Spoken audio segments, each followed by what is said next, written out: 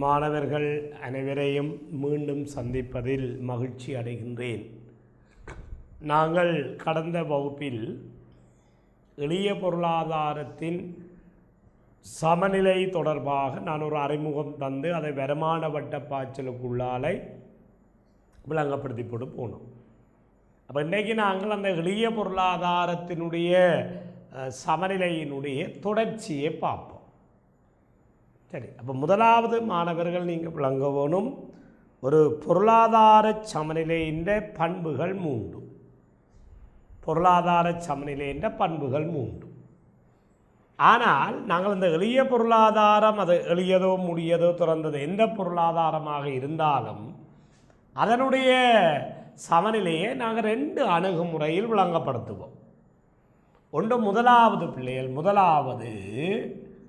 வருமான செலவு அணுகுமுறை. அப்போ Y சமனி, ஒரு நாட்டினுடைய வருமானம் அந்த நாட்டின் செலவுக்கு சமன் என்று காட்டுவோம். இதை சொல்வது வருமான செலவு அணுகுமுறை. ரெண்டாவது நாங்கள் பார்க்க போகிறோம் உட்பாய்ச்சல் வெளிப்பாய்ச்சல் அணுகுமுறை. உட்பாய்ச்சலும் வெளிப்பாய்ச்சலும் ஒன்றுக்கொண்டு சமனாக இருக்கும். அப்போ ஒரு பொருளாதாரத்தினுடைய சமநிலையானது 2 அணுகுமுறைகள் ஊடாக விளக்கப்படுத்தப்படும். நான் சொல்வதை விளங்க வேணும் பிள்ளைகள். அணுகுமுறைகள் ஒன்று வருமானம் செலவுக்கு சமம் என்று காட்டுவோம், ஒரு அணுகுமுறை. இரண்டாவது உட்பாய்ச்சல் வெளிப்பாய்ச்சலுக்கு சமன் என்று காட்டுவோம், 2வது அணுகுமுறை. அப்போ வருமான செலவு அணுகுமுறை, உட்பாய்ச்சல் வெளிப்பாய்ச்சல் அணுகுமுறை என்று நாங்கள் 2 அணுகுமுறைகளுக்கூடாக இந்த சமநிலையை காட்ட போகிறோம். Y = E, J = W. அப்போ அதில் முதலாவது முறைக்கு வாங்கோ வருமான செலவு அணுகுமுறை. இந்த வருமானமும் செலவும் சமமாக இருக்கின்றதை நீங்கள் முதலாவது விளங்கோனும் ஒரு அட்டவணையை பயன்படுத்தி விளங்கப்படுத்த தெரியும். இதில் பாருங்கள், நான் உங்களுக்கு போட்ட அட்டவணையில் 2 விஷயத்தையும் ஒரே பார்வையில் போட்டிருக்கிறேன் பாருங்கள். வருமான செலவுக்கு சமனண்டதையும் உட்பாய்ச்சல் வெளிப்பாய்ச்சலுக்கு சமனண்டதை. அப்போ எளிய பொருளாதாரத்திலே செலவுகள் 2. இதைத்தான் நான் உங்களுக்கு கடந்த வகுப்பில் வருமான வட்ட பாய்ச்சலை வச்சு விளங்கப்படுத்தினான். நுகர்வு செலவும் முதலீடு செலவும். அவங்க செலவுகள் 2. அவங்க செலவுகளுக்குள்ள பாருங்கள் 2 வகையான செலவுகள் இருக்கு. ஒன்று நுகர்வு செலவு, 2வது முதலீட்டு செலவு. அவர் நுகர்வு செலவை முதலீட்டு செலவையும் கூட்டினால் அங்கே Y என்பது வரும்.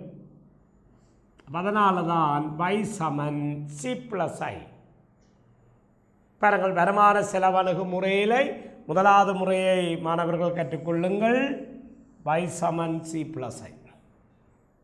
அப்போ இதில் நான் போட்டிருக்கிற அட்டவணையும் இருக்கா பாருங்கள். வருமானம் 1000, 2000, 3000, 4000, 5000. நுகர்வு தந்திருக்கிறேன் 1000, 1800, 2200, 3400. வையிலிருந்து சியை கழிச்சால் எஸ் சேமிப்பு வரும். சரி, அங்கால இந்த பொருளாதாரத்தின் முதலீடு தரப்பட்டிருக்குது ஐ பாருங்கள் 600. அப்போ சியையும் ஐயையும் கூட்டினால், இந்த சியையும் இந்த ஐயையும் கூட்டினால் பாருங்கள் C+I. பாருங்கள், இந்த C+I எந்த இடத்துல வருமானத்துக்கு சமன்? பாருங்கள், 4000 ரூபாய் வருமானத்தில் நுகர்வு 3400, முதலீடு 600, 2 கூட்டினால் 4000. இந்த டேபிளை படி பாருங்க. அப்போ C+I. அப்போ நுகர்வினதும் முதலீட்டினதும் கூட்டுத்தொகை மொத்தம். அப்போ 4000. அப்போ இந்த 4000 தான் இங்கே வருது. பாருங்க, இது வருமான செலவு அணுகுமுறை. உட்பாய்ச்சல் வெளிப்பாய்ச்சல் அணுகுமுறை. அப்போ நான் உங்களுக்கு ஏற்கனவே உட்பாய்ச்சல் என்னென்று சொல்லி தந்த நான் ஒரு பொருளாதாரத்தின் மொத்த கேள்வியை அதிகரிக்கும் விடயங்கள் எல்லாம் உட்பாய்ச்சல். ஏரியை கூட்டுபவை எல்லாம் உட்பாய்ச்சல். மொத்த கேள்வியை குறைக்கும் விடயங்கள் எல்லாம் வெளிப்பாய்ச்சல். அப்போ உட்பாய்ச்சல் வெளிப்பாய்ச்சல். அப்போ எளிய பொருளாதாரத்தில் உட்பாய்ச்சல் மாறியாக இருக்க போது முதலீடு ஐ, வெளிப்பாய்ச்சல் மாறியாக இருக்க போது சேமிப்பு. பாருங்கள், உட்பாய்ச்சல் மாறியாக முதலீடும் வெளிப்பாய்ச்சல் மாறியாக சேமிப்பும் இருக்கு. அப்போ ஒரு பொருளாதாரம் சமநிலை அடைகின்ற போது அந்த உட்பாய்ச்சலினுடைய பெறுமதி வெளிப்பாய்ச்சலினுடைய பெருமானத்துக்கு சமனாக இருக்கும். அதான் ஐ சமனெஸ். பாருங்க, அப்போ இந்த போட்ட அட்டவணையில் பாருங்கள், 4000 ரூபாய் வருமானத்தில் சேமிப்பை பாருங்கள் 600, முதலீடு 600. அப்போ ஏற்கனவே நான் உங்களுக்கு உட்பாய்ச்சல் கற்பிக்கின்ற போது சொல்லித்தந்த நான் உட்பாய்ச்சல் மாறிகள் அனைத்தும் தன்னிச்சையான மாறிகள். இந்த உட்பாய்ச்சல் மாறிகளை தன்னிச்சையான மாறிகள் என்று தான் எடுக்கிறோம். அப்போ எந்த வருமான மட்டத்திலும் அந்த உட்பாய்ச்சலினுடைய பெறுமதி ஒரே தொகையாக இருக்கும். இப்போ சில மாணவர்களுக்கு ஒரு டவுட் ஒன்று வரும், ஏன் 600 என்று போட்டோம். ஏன்னா உட்பாய்ச்சல் மாறி தன்னிச்சையான மாறி. வெளிப்பாய்ச்சல் மாறிகளை எடுத்து பார்த்தீங்களென்றால் இந்த வெளிப்பாய்ச்சல் மாறிகள் எல்லாம் பிள்ளைகள் தூண்டப்பட்ட மாறி. அப்போ வை மாற மாற அந்த சேமிப்பு மாறிக்கொண்டே இருக்கு. அப்போ இந்த அட்டவணையின்படி 4000 ரூபாய் வருமானத்திலே பாருங்கள், சேமிப்பும் 600, முதலீடும் 600, ரெண்டும் 600, இதுவும் 600, அதுவும் 600. இதுதான் ஐசமனிஸ். ஐசமனிஸ் என்ற தத்துவம் எல்லாருக்கும் விளங்கியிருக்கு. அப்போ முதலாவது வடிவாக கேட்டுக்கொள்ளுங்கோ, வருமான செலவணுகு முறையில் வைசமன் சி சகாய். அப்போ சிஏம் ஐஏம் கூட்டேக்கு எங்கே வருமானம் சி ப்ளஸ் ஐக்கு சமப்படுகிறதோ அந்த வருமானம்தான் சமநிலை தேசிய வருமானம். உட்பாய்ச்சல் வெளிப்பாய்ச்சல். அப்போ உட்பாய்ச்சலுடைய பெறுமதி ஐ, வெளிப்பாய்ச்சல் பெறுமதி எஸ். பாருங்கள், வேறு இந்த 4000 தவிர வேறு எந்த ஒரு வருமானத்திலையும் பாருங்கள் எஸ்ஸும் ஐயும் சமப்படாது. தெரியல, சி ப்ளஸ் ஐயை கூட்ட வார பெறுமதி சமப்படாது. இதுதான் முதலாவது அணுகுமுறை. அப்போ எல்லாருக்கும் அட்டவணையால் சமநிலையை காட்டினது விளங்கி இருக்கு. அப்போ இனி இதே அட்டவணையை வைத்துக்கொண்டு என்ன நீங்கள் பிள்ளைகள் பாருங்கள், கிராஃபக்கரி பாருங்க. இதுதான் வரைபடம். அப்போ வரைபடம் கீரைக்கு அவதானிக்க வேணும். வருமான செலவு அணுகுமுறைப்படி வரைபடம் கீரைக்கை கிடையச்சில பாருங்க பிள்ளைகள், வருமானம் கிடையச்சில வருமானம், கிடையச்சில வருமானம். அப்போ இங்கே வை குத்தச்சில பாருங்கள் செலவு.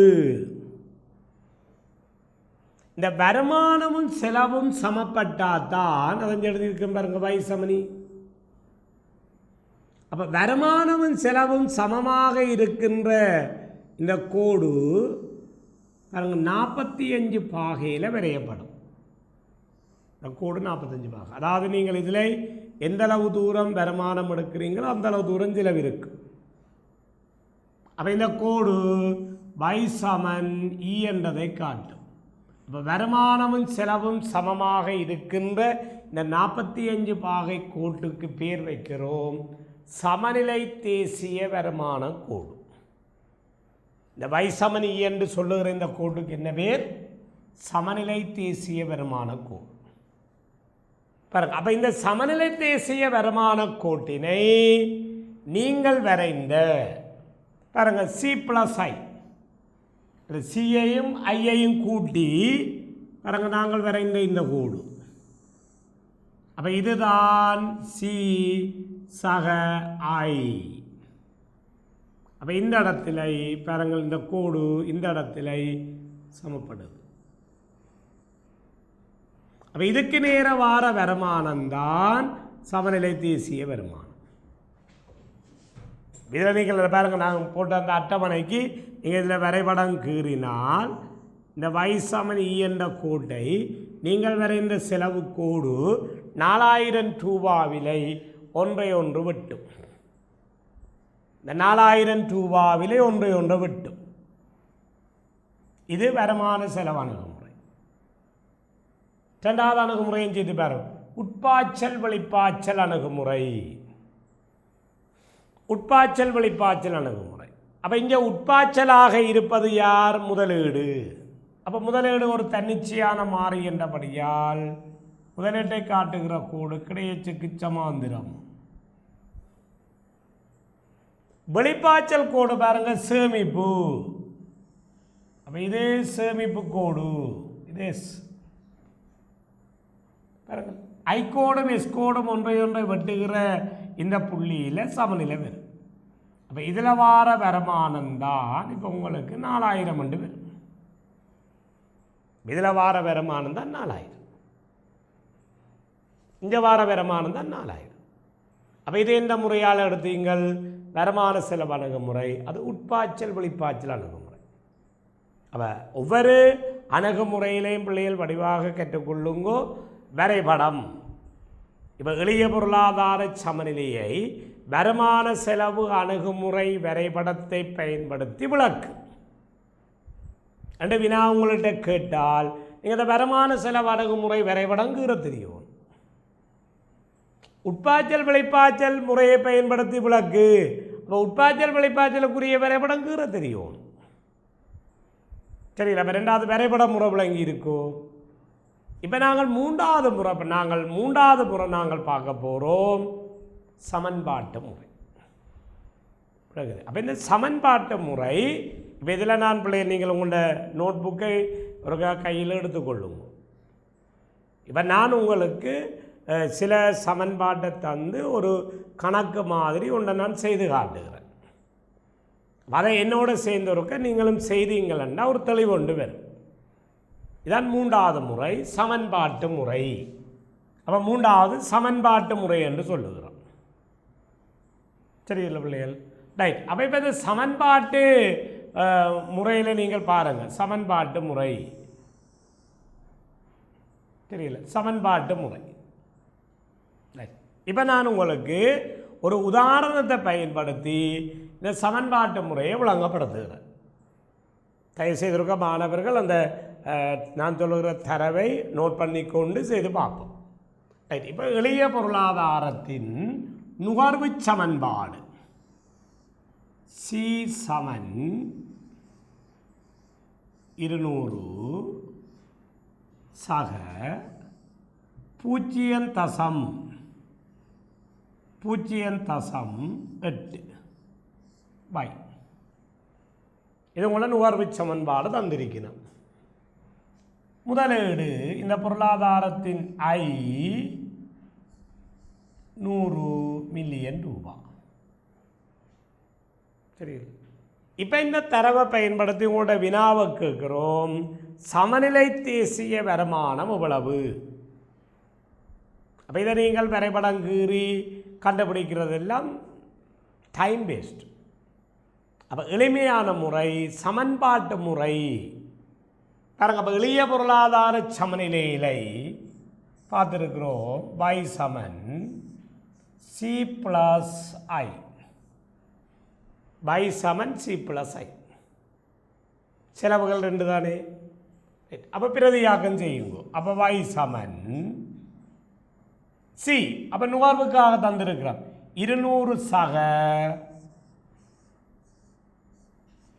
0.8 பை சக ஐயனுடைய பெருமானம் 100. அப்போ பாருங்கள், இங்கே வை இருக்குது, இங்கே வை இருக்குது. அப்போ இந்த வை எல்லாத்தையும் ஒரே பக்கம் கொண்டு வாங்கும்.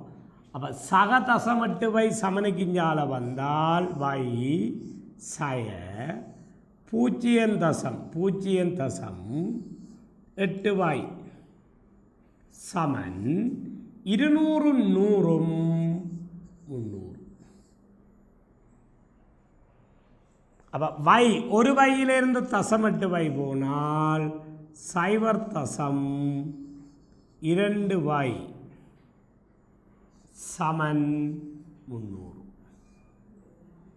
ஆகவே வை சமன் வையை காணணும். வை சமன் 300 கீழ் 0.2.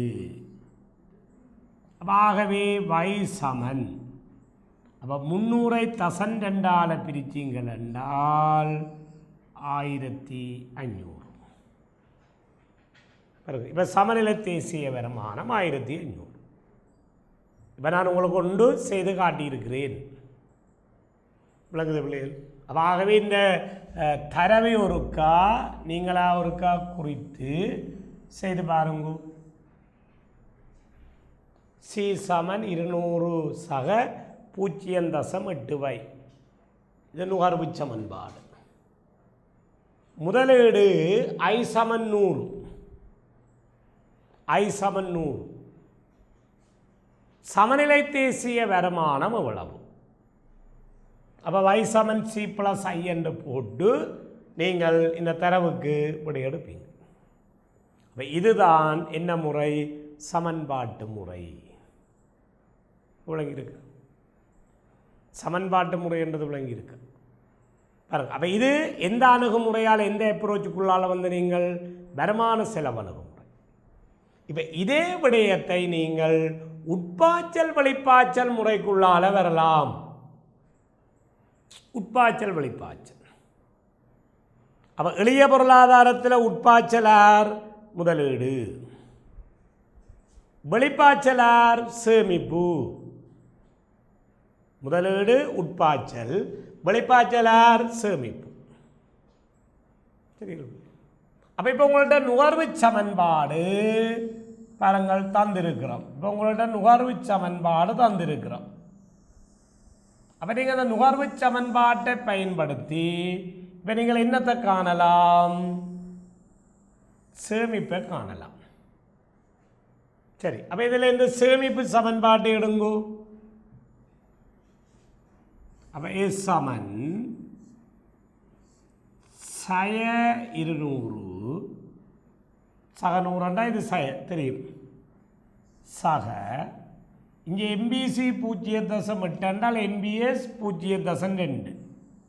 அப்போ 0.2 வை. அப்போ நுகர்வு சமன்பாட்டிலிருந்து சேமிப்பு சமன்பாட்டுக்கு பேர் தெரியும் தானே? ஐதந்தாச்சு. முதலீடு 200. அப்போ உட்பாய்ச்சல் வெளிப்பாய்ச்சலுக்கு சமன். அப்போ J சமன் W. அப்போ I சமன் S. அப்போ இங்கே I எவ்வளவு?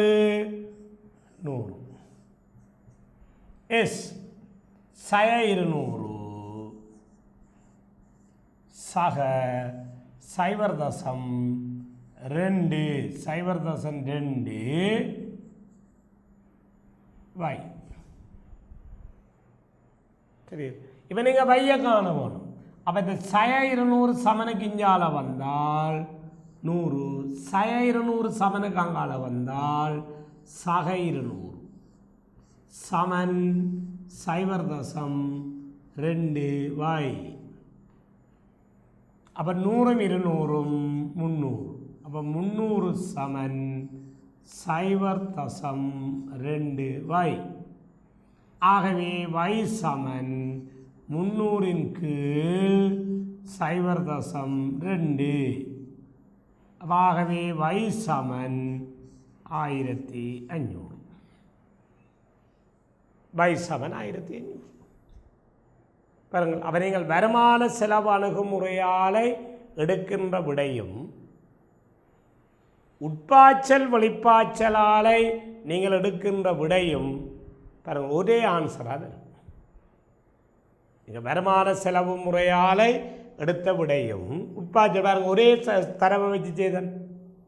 இப்படி கணக்கு செய்ய அந்த 2 முறையும் செய்து பழகும். இந்த உதாரணம் மாதிரி நீங்கள் வேறு தரவுகளை போட்டு செய்து பார்க்கலாம். அவர் நுகர்வு சமன்பாட்டிலேருந்து சேமிப்பு சமன்பாட்டுக்கு வேறு தெரியும்.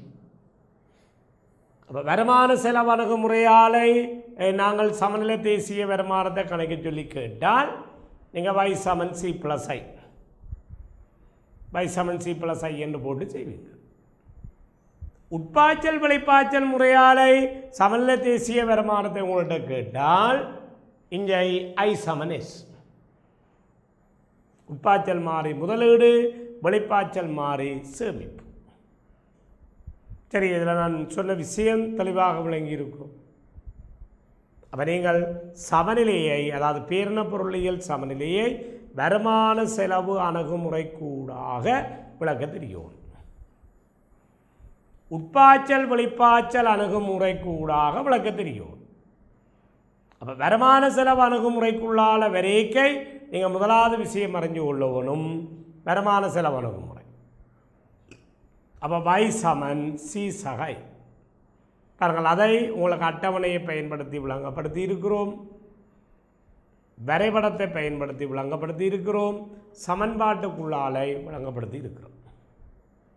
அதே மாதிரி உட்பாய்ச்சல் வெளிப்பாய்ச்சல் விஷயத்தை அட்டவணை, வரைபடம், சமன்பாடு என்று சொல்லி நாங்கள் 3க்குள்ளாலையும் பார்த்துருக்கிறோம். இதில் சொன்ன விஷயம் உங்களுக்கு தெளிவாக விளங்கி இருக்குதானே? இந்த 3 விஷயம் உங்களுக்கு தெளிவாக விளங்கி இருக்கும் என்று நினைக்கிறேன்.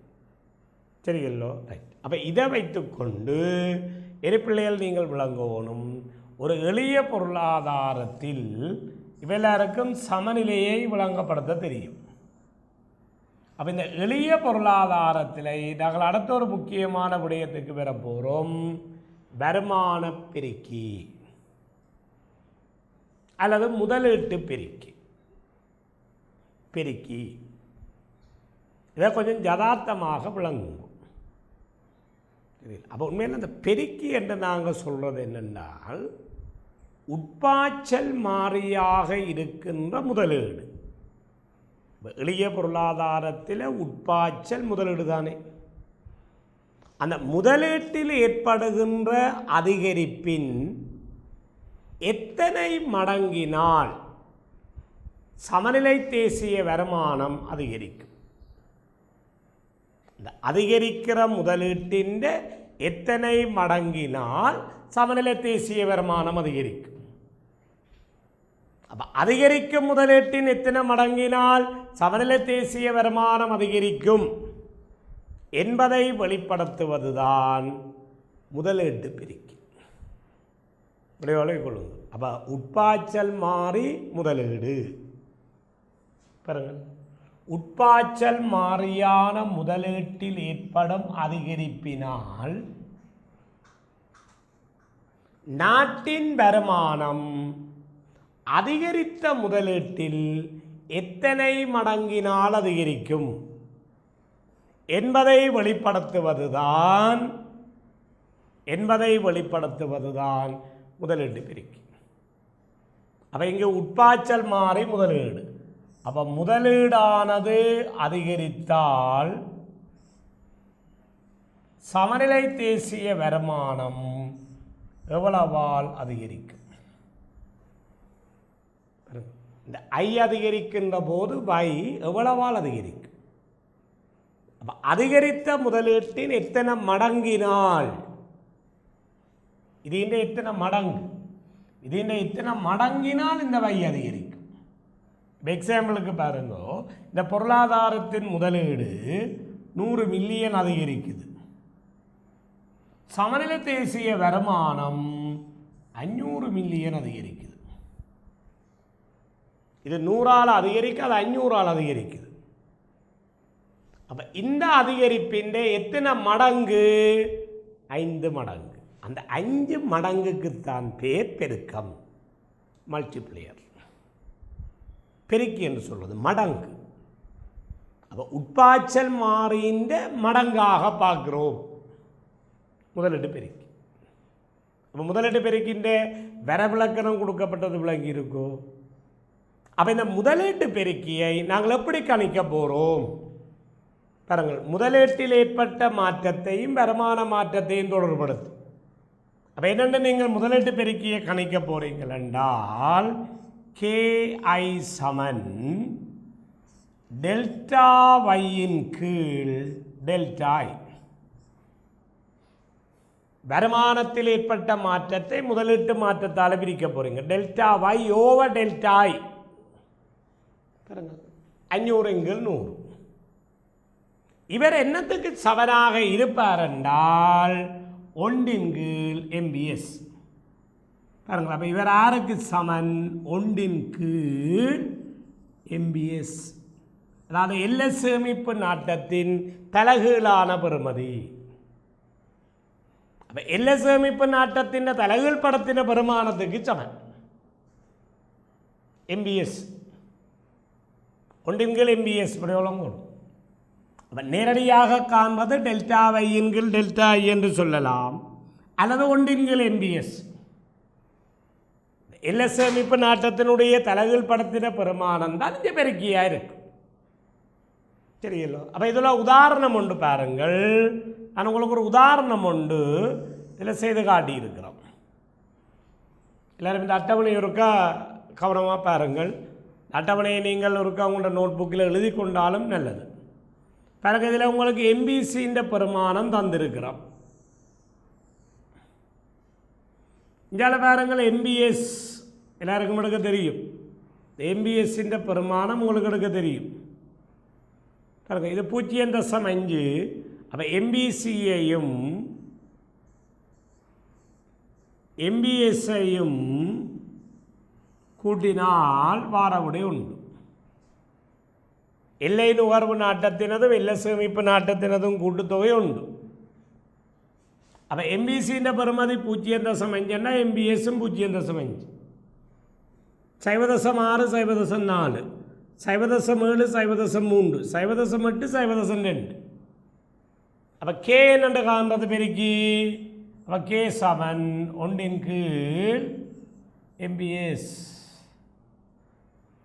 பாருங்க, அப்போ 1.5 பிரிச்சிங்கள் என்றால் 2, 0.4 பிரிச்சிங்கன்னா 2.5, 0.3 பிரித்தா 3.3, 0.2 பிரித்தால் 5. அப்போ இதுதான் K. அப்போ இந்த அட்டவணையில் இருந்து இப்போ நீங்கள் விளங்கலாம், இந்த MBCக்கும் பெருக்கிக்கும் இடையில் என்ன தொடர்பு இருக்குன்னு பாருங்கள். MBCன்ற பெருமானம் அதிகரிக்க அதிகரிக்க பெருக்கி அதிகரிக்குது. ஆகவே MBCக்கும் Kக்கும் இடையில் நேர் தொடர்பு. இந்த MBSக்கும் Kக்கும் இடையில் பாருங்கள் எது தொடர்பு? MBSனுடைய பெருமானம் 0.5 0.4 0.3 குறைய குறைய இந்த பெருக்கி ஊடுது. அப்போ எல்லை நுகர்வு நாட்டத்துக்கும் பெருக்கிக்கும் இடையில் நேர் தொடர்பு, எல்லை சேமிப்பு நாட்டத்துக்கும் பெருக்கிக்கும் இடையில் எது தொடர்பு?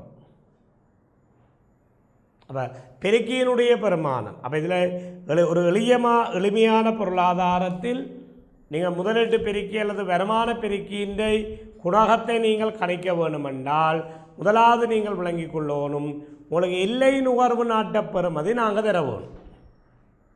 அதாவது MBC இந்த பெருமானம் அல்லது MBS இந்த பெருமானம் உங்களுக்கு நாங்கள் தெரியும். அப்போ அந்த MBC அல்லது MBS இந்த பெருமானத்தை நீங்கள் அறிந்து கொண்டால்தான் அங்கே பெருக்கின்ற பெருமானத்தை கணிக்கலாம்.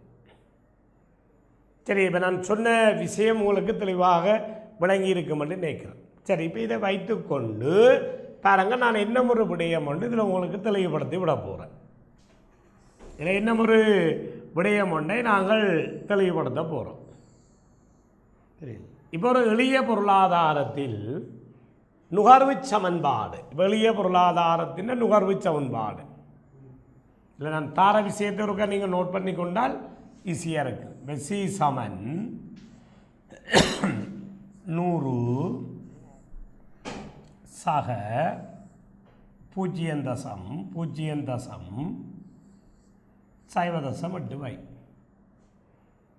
இந்த பொருளாதாரத்தினுடைய முதலீடு I200. இப்போ நீங்கள் சமநிலை தேசிய வருமானத்தை எடுக்க போகிறீங்க. சரி, வருமான செலவு அணுகுமுறையில் செய்வோம். பை சமன் சி ப்ளஸ் ஐ.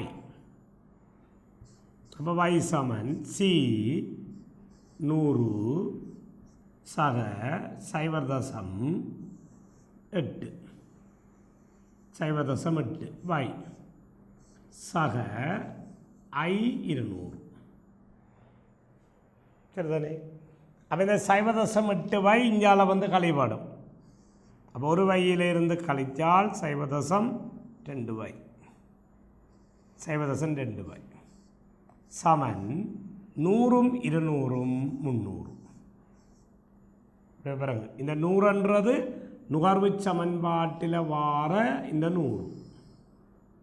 இவர் தானே தன்னிச்சையான நுகர்வு என்று படித்தீங்களே. இந்த 200 ஐ. அப்போ இந்த ஏமையும் கூட்ட வாரதான் 300. ஆகவே வை சமன் 300ன் கீழ் 0.2 வை 0. சரி, அப்போ இந்த சமன்பாட்டை ஒருக்க நீங்கள் மேலும் பிரிச்செழுதுங்கோ.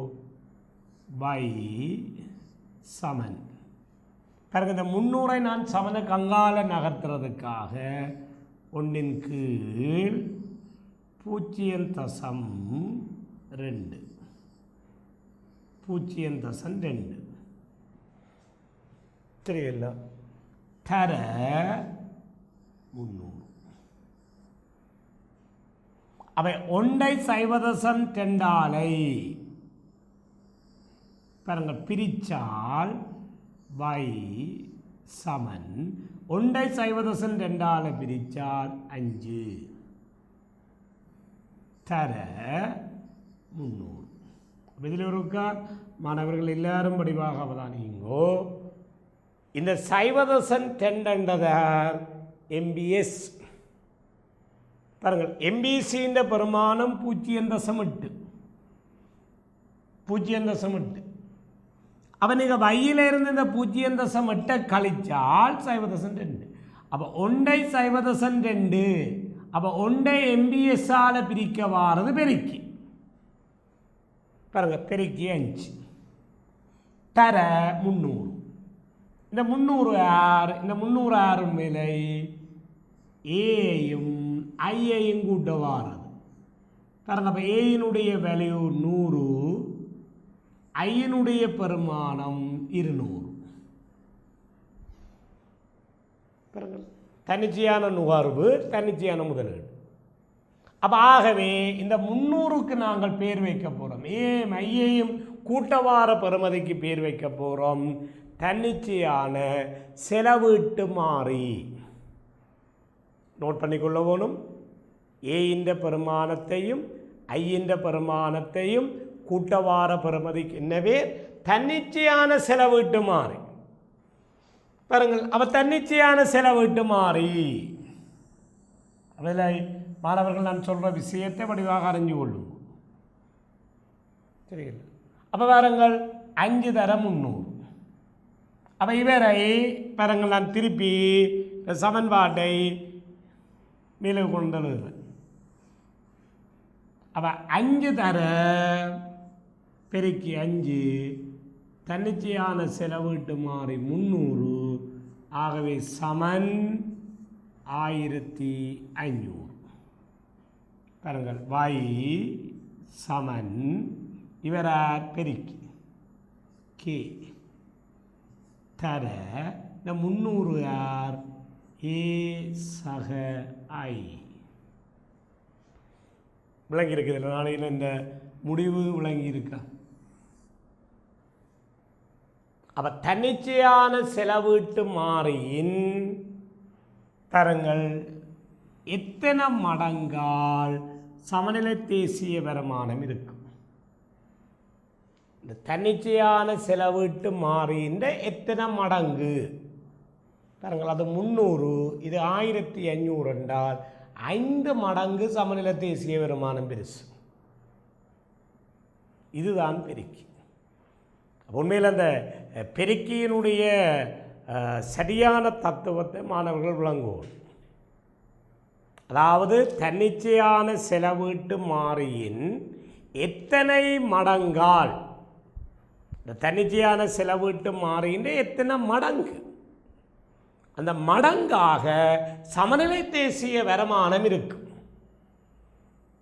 தன்னிச்சையான செலவீட்டு மாறியின் எத்தனை மடங்காக சமநிலை தேசிய வருமானம் இருக்கும் என்பதை கூறுவதுதான் பெருக்கி. அப்போ இப்போ பாருங்கள், எளிய பொருளாதாரத்தில் நீங்கள் சமநிலை தேசிய வருமானத்தை பாருங்கள் இலகுவாக கணிக்கலாம்.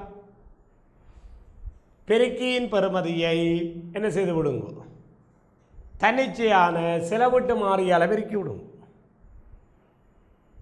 y சமன் c சக i சக என்று எழுதுகிற சமன்பாட்டை பாருங்கள் எப்படி கொண்டு வந்து விதித்து இப்படி காட்டியிருக்கிறோம். அவ k தர a + i,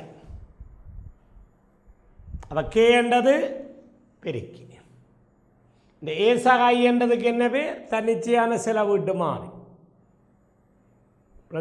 அப்போ நீங்கள் சமநிலை தேசிய வருமான சமன்பாட்டை கட்டாயமானவர்கள் இதில் நீங்கள் இந்த விளக்கத்தை கட்டாயம் நீங்கள் அறிஞ்சிருக்கும். இது எப்படியும் எழுதலாம், இது எப்படியும் எழுதலாம்ன்றது கட்டாயம் நீங்கள் தெரிஞ்சிருக்கும். அப்போ இவரார் சரியில்லை, பெருக்கி, இந்த கே என்றது பெருக்கி. அப்போ இவர் பெருக்கி, இவர் பெருக்கி, தெரியல, இவர் பெருக்கி. இந்த 300 தன்னிச்சையான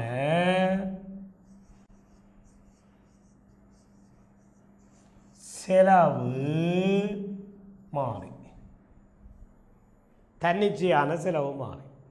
அப்போ பெருக்கியினுடைய பெருமானத்தை தன்னிச்சையான செலவு மாறியால் பெருக்க வாரது தான் சமநிலை தேசிய வருமானம்.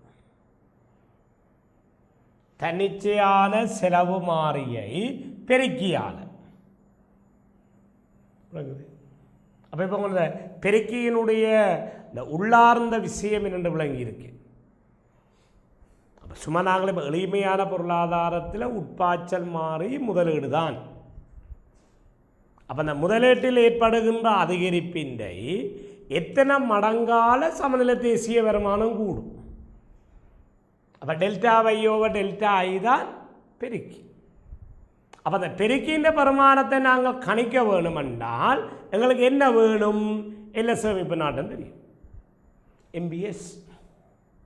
அப்போ எல்லை சேமிப்பு நாட்டத்தின் தலைகள் படத்தின வருமானம் தான் பெருக்கி. பதவை பயன்படுத்தி இப்போ உங்களுக்கு அப்போ இதிலேருந்து இந்த முடிவு கட்டாயமானவர்களுக்கு தெரிஞ்சிருக்க வேணும். இதில் நான் போட்டிருக்கிற இந்த முடிவு தெரிஞ்சிருக்கும். சமநிலை தேசிய வருமானம் சமன் பெருக்கி தர தன்னிச்சையான செலவீட்டு மாறி. பெருக்கியினுடைய பெருமானத்தை தன்னிச்சையான செலவீட்டு மாறியால் பெருக்க வாரது சமநிலை தேசிய வருமானம். அப்போ சமநிலை தேசிய வருமானம் இந்த தன்னிச்சையான செலவீட்டு மாறியை விட எத்தனை மடங்கு பெருசு பாருங்க. இந்த ஈக்குவேஷனில் இருந்து பிறகு நீங்கள் வேணுமெண்டா இப்போ கே சமன் வையின் கீழ் ஏ சகை